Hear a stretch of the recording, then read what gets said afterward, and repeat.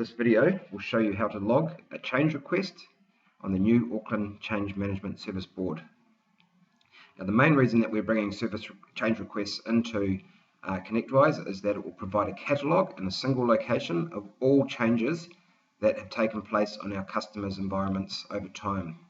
Secondly, for those involved in point of time support of a customer, can quickly see any changes that are scheduled for that customer at the particular time that a support request comes through.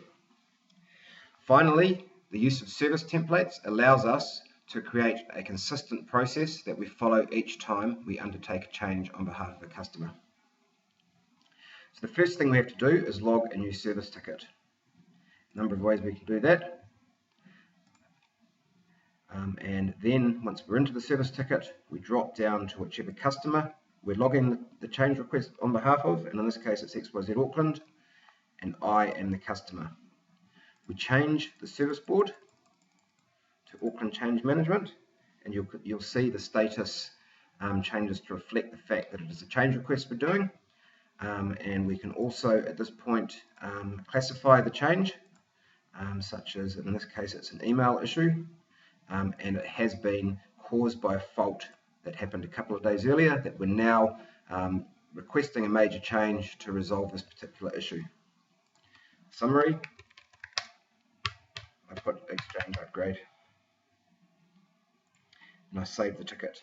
Now, so effectively what we've done now is just log a service ticket and we've put it on the change management service board, and we've applied some RFC type or change management type classifications to the ticket.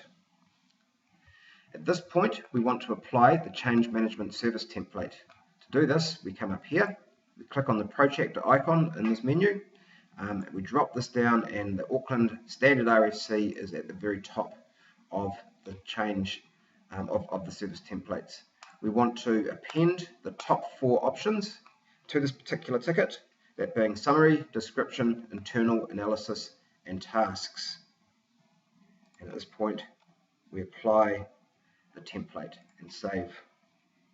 What you'll see straight away is that there has been an entry into the detailed description here saying project ID or ticket number. Down here there's some instruction in the internal analysis on what needs to be done. And up here you'll see that there have been a number of tasks created, which is effectively the process that we need to follow for a successful change request to be submitted and undertaken. First thing that I need to do at this point is add any resources that are going to work on the change. This means that I can assign them tasks and any other activities that need to be scheduled for them. In this case, I'm going to assign myself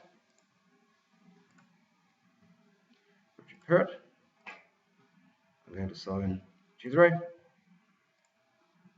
Lang, and I'm going to assign Louise Code. Change. These are the people who will be working on either the creation of it or maybe undertaking it. Now, if we come up to tasks, you can see that there are 16 tasks that need to be undertaken. Now, we can assign these to any resources that we have added to this ticket. In this case, initiate the RFC, that's me, and I have done it. Comments, I put completed. Now you'll see that the first task is dropped down. Add resource, again, that was me, and I have done that.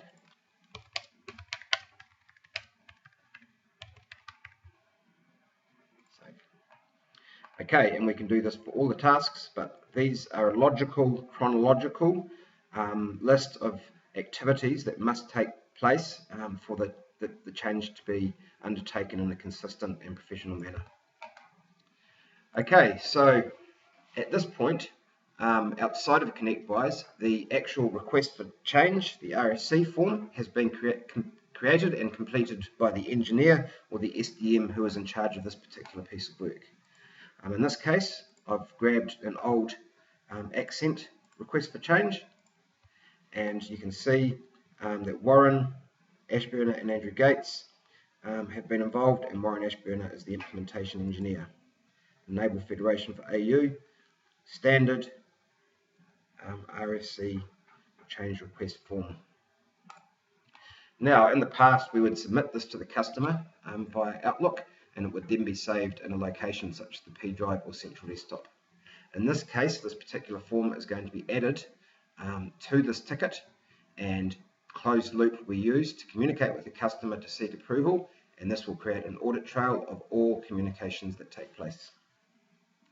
Now, to send the form to the customer, we need to create a new time entry, which we can do via here, or we can do via this icon here. We want to attach the form that I just showed you to this ticket, and there it is there. Attach that. See, it's now attached. We want to drop the status down to awaiting customer approval because we're about to send the change to the customer for approval. And importantly, we need to look at who we're going to send this particular email to.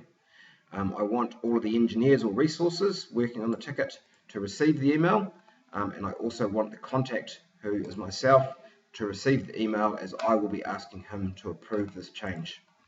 So in the notes, I write, just like it was an email, could you please find attached an RFC for the exchange upgrade. Please approve or decline based on what you see in the form. Happy to answer any questions you may have. Thanks, Rich P. You see, I've added the contact in. It's going to be sent as an email, and I save and close that. The customer will now receive an email asking for them to approve the change that I've just submitted. And here it is. See the email that I have written, and you can see the change control form that I've submitted. And in this case, I'm happy for the work to take place as requested. Hi, Rich, this is okay. Please go ahead.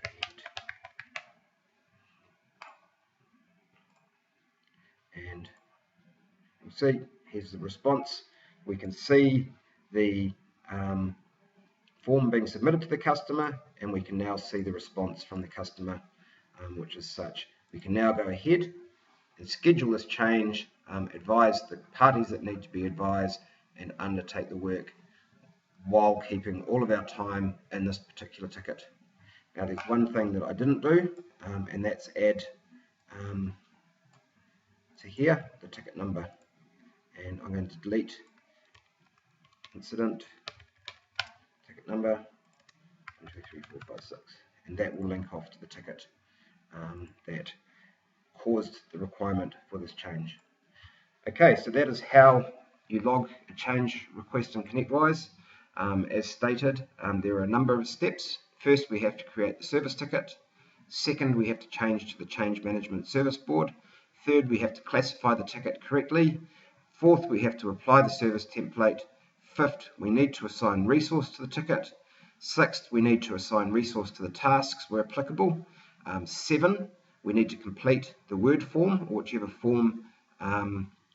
format the change request is in, and we need to attach it to the ticket, which we then need to send via closed loop to the customer seeking approval, and at that point we're ready to work through the ticket just as we would any other ticket. Thank you.